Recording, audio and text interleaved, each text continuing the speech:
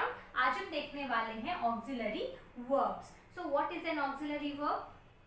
An auxiliary verb is that which is used before a main verb or an adjective to give it a complete meaning or complete sense or to form tense. ठीक है, auxiliary verbs क्या होते हैं? जिन्हें हम helping verbs भी कहते हैं। helping verbs means सहायक क्रियाएं। तो नाम से ही सजेस्ट हो रहा है, helping verb means हेल्प करने के लिए यूज होते हैं। किसकी हेल्प करने के लिए? मेन वर्ब की हेल्प करने के लिए यूज होते हैं, ये बताने के लिए कि जो मेन वर्ब है, main verb means action word, कि जो एक्शन हो रहा है वो प्रेजेंट में हो रहा, पास्ट में हो रहा है या फ्यूचर में हो रहा है। ठीक है, तो टेंस फॉर्म करने के लिए पहली चीज ये यूज होते हैं। दूसरी कि ये किसी की क्वालिटी बताने के लिए भी एडजेक्टिव के पहले यूज होते हैं, जैसे ही इज गुड, वह अच्छा है। ठीक है, ही इज गुड, तो गुड क्या है? एक एडजेक्टिव है, तो यहाँ पे इज किसके पहले यूज हुआ है? एडजेक्टिव के पहले यूज हुआ है। तो एडजेक्टिव के पहले हमेशा is, am, are, was, were ही यूज होते हैं। बाकी हेल्पिंग वर्ब जो है वो एडजेक्टिव के पहले यूज नहीं होते। तो सभी हेल्पिंग वर्ब्स के अलग अलग यूज है। अब ये हेल्पिंग वर्ब क्यों कहलाते हैं? ठीक है, सहायक क्रिया क्यों कहलाते हैं? क्योंकि जैसे देखिए, अगर हम कहें मैं पढ़ रहा, अब मैं पढ़ रहा क्या कंप्लीट लग रहा है? सेंस मिल रहा है इससे? नहीं, जब तक हम एक छोटा सा हेल्पिंग वर्ब इसमें ऐड नहीं कर देते तब तक ये सेंटेंस कंप्लीट नहीं लगेगा। मतलब ये कि हेल्पिंग वर्ब क्यों यूज होते हैं? सेंटेंस को कंप्लीट करने के लिए, कंप्लीट मीनिंग देने के लिए। अब यहीं पे देखो क्या लिखा है, मैं पढ़ रहा। अगर इसको हम था कर दें, सेंटेंस सेम रहेगा, मैं पढ़ रहा था, मैं पढ़ रहा हूँ, मैं पढ़ रहा होऊंगा, होगा। ठीक है, तो यहाँ पे क्या हो रहा है? सब्जेक्ट सेम है, वर्ब सेम है, मैं पढ़ रहा सेम है, सिर्फ हेल्पिंग वर्ब चेंज होने से क्या हो जाता है? पूरी मीनिंग चेंज हो जाती है। मैं पढ़ रहा हूँ, मैं पढ़ रहा था, मैं पढ़ रहा होऊंगा। ठीक है, तो इस तरह से हेल्पिंग वर्ब से हम क्या सीख सकते हैं? स्पोकन इंग्लिश के लिए ये बहुत जरूरी है। अगर आप स्पोकन इंग्लिश सीखना चाहते हैं तो बिना हेल्पिंग वर्ब के आप अच्छी स्पीकिंग नहीं सीख पाएंगे। हेल्पिंग वर्ब आपको बहुत हेल्प करता है स्पोकन सीखने के लिए। ठीक है, तो चलिए सबसे पहले इन सेंटेंसेस को देख लेते हैं, फिर हमको और अच्छे से क्लियर हो जाएगा। तो देखिए, पहला सेंटेंस क्या है? आई एम रीडिंग, मैं पढ़ रहा हूँ।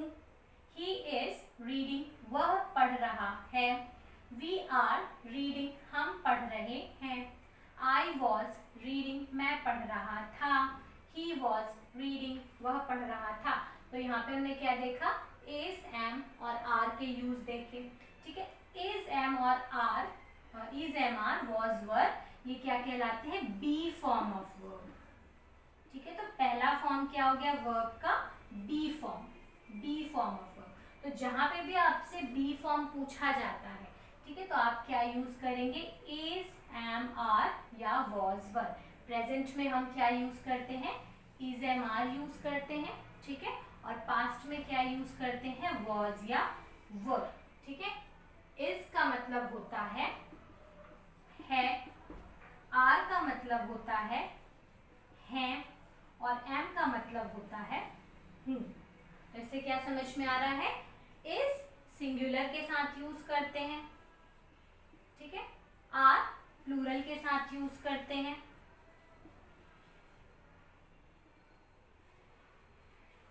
और एम जो है हमेशा आई के साथ यूज करते हैं।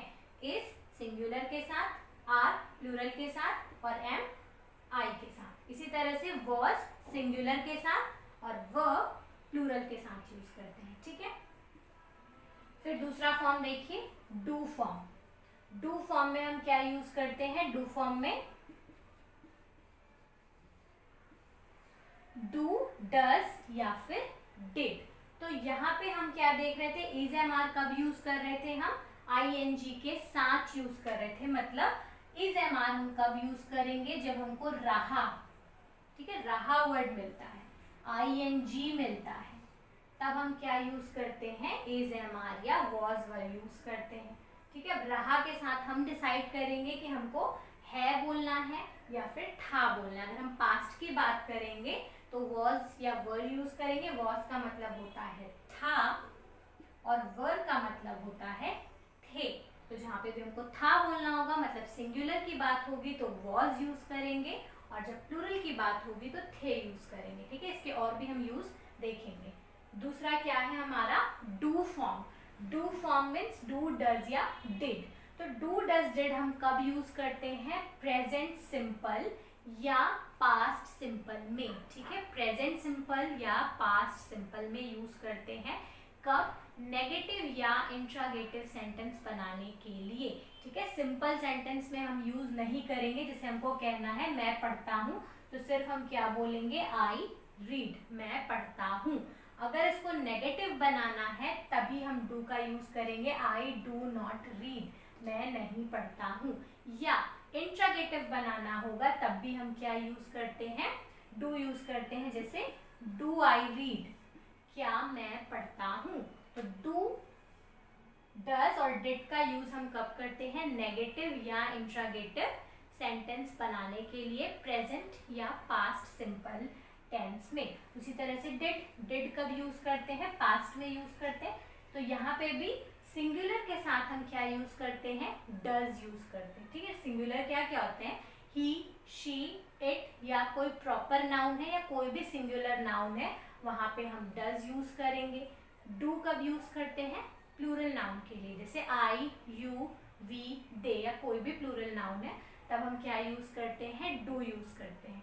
ठीक है, डिड पास्ट में यूज करते हैं, चाहे कोई भी नाउन हो, चाहे सिंगुलर हो या प्लूरल हो, सभी के साथ, he, she, it, I, you, we, they, proper noun या कोई भी नाउन है, सभी के साथ पास्ट में हम क्या यूज करते हैं? डिड यूज करते हैं। तो हम क्या देखें कि डू, डज, डिड कब यूज करते हैं? प्रेजेंट या पास्ट सिंपल में।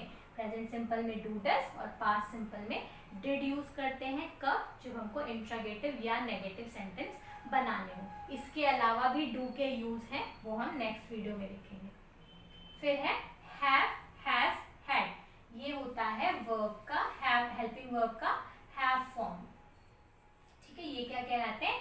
Have form of verb. तो हैव फॉर्म में क्या क्या होता है? प्रेजेंट की अगर हम बात करें तो हैव या हैज, और जब पास्ट की बात करते हैं तो हैड। जैसे यहाँ पे लिखा है आई हैव रीड, तो हैव का काम क्या होता है? चुका, जो एक्शन हो चुका है या हो चुका था ये बताने के लिए।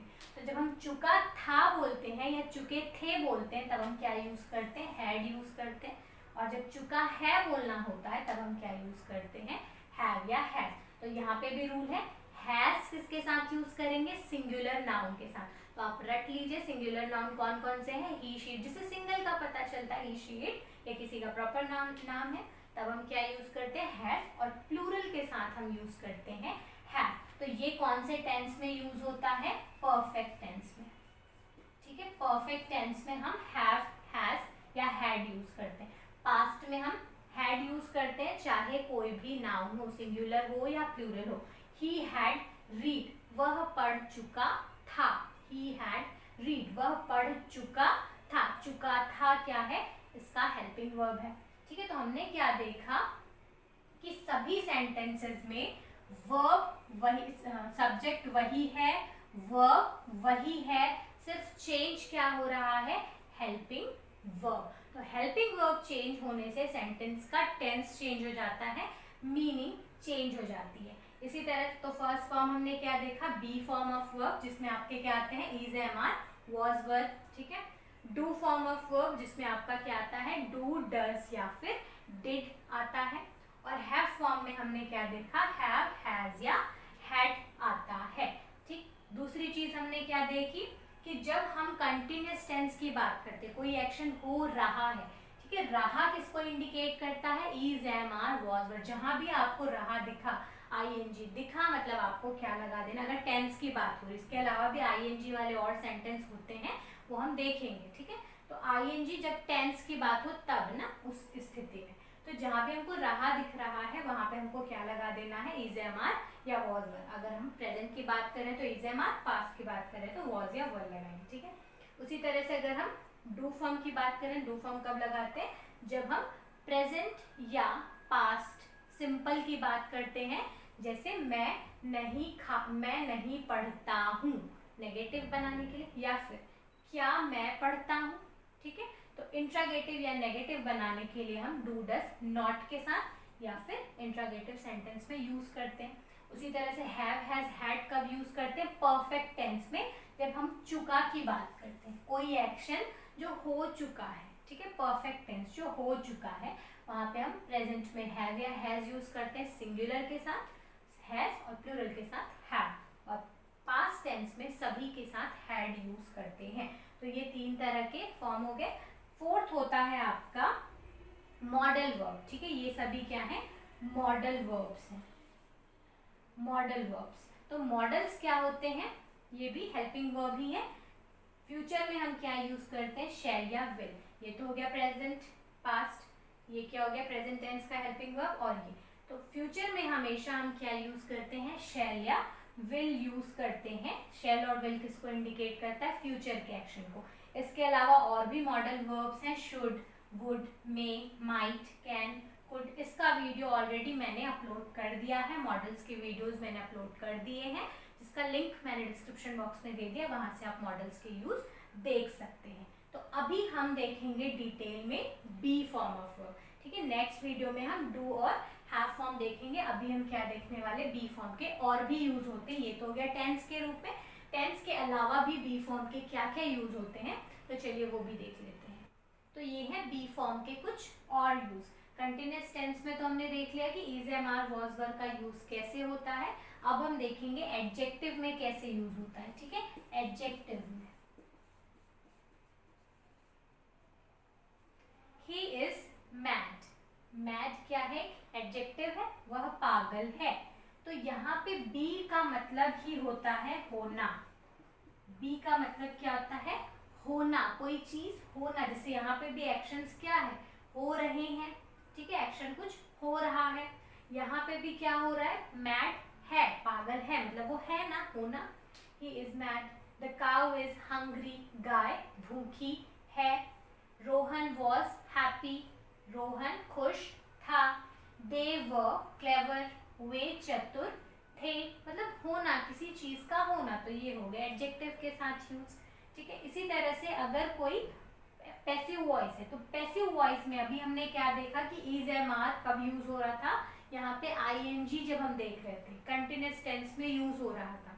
लेकिन इज, एम, आर, वॉज, वर का यूज हम पैसिव वॉइस में भी करते हैं। जैसे यहाँ पे देखिए क्या लिखा हुआ है, he was caught by the police. Police के द्वारा वह पकड़ लिया गया। तो यहाँ पे ये पैसिव वॉइस में यूज हो रहा है सभी, ठीक है। पैसिव वॉइस में भी हम इज, एम, आर, वॉज, वर का यूज करते हैं वर्ब के थर्ड फॉर्म के साथ। यहाँ पे वर्ब का फोर्थ फॉर्म था आईएनजी वाले में, कंटिन्यूअस में, जबकि पैसिव वॉइस में हमेशा इज, एम, आर, वॉज, वर अगर थर्ड फॉर्म के साथ पाए जा रहे हैं, ठीक है। इज, एम, आर, वॉज, वर अगर वर्ब के थर्ड फॉर्म के साथ पाए जा रहे हैं तो आप तुरंत समझ जाइए कि वो क्या है? पैसिव वॉइस है। पैसिव वॉइस में ही ये वर्ब के थर्ड फॉर्म के साथ पाए जाते हैं। They were invited in the party. उन्हें पार्टी में इनवाइट किया गया। I was taught by him. मैं उसके द्वारा पकड़ लिया गया। तो ये क्या है? पैसिव वॉइस है। एक्टिव वॉइस क्या होते हैं? जो टेंस के फॉर्म में होते हैं। एक्टिव वॉइस का मतलब क्या होता है? जो टेंस में होते हैं एग्जैक्ट। जैसे यहाँ पे लिखा था he was caught by the police, तो इसको जब हम एक्टिव वॉइस में चेंज कर देंगे तो वो टेंस फॉर्म हो जाएगा। जैसे the police caught him, the police caught him, तो ये क्या हो गया? पास्ट सिंपल टेंस हो गया। the police caught him, past simple tense. तो यहाँ पे हम क्या देखते हैं कि was, were, is, am, are का यूज जो है वो पैसिव वॉइस में वर्ब के थर्ड फॉर्म के साथ भी होता है, ठीक है। तो is, am, are, was, were का यूज आपको बहुत अच्छे से समझ में आ गया होगा क्या क्या यूज है कंटिन्यूअस टेंस में, ठीक है। रहा के साथ यूज होता है, रहा है, रहा था, रहा हूँ, इस तरह से। किसी एडजेक्टिव के साथ यूज होता है ये बताने के लिए कि वो है, था, ठीक है। ही इज माई फ्रेंड, वह मेरा मित्र है, तो इस तरह से यूज होता है। और पैसिव वॉइस बनाने के लिए वर्ब के थर्ड फॉर्म के साथ यूज होता है। तो इज, एम, आर, वॉज, वर के यूज आई होप आपको समझ में आ गए होंगे। नेक्स्ट वीडियो में हम देखेंगे do form and have form के यूज। तो आज के लिए बस इतना ही, मिलते हैं नेक्स्ट वीडियो में। Till then keep learning, keep practising and keep smiling.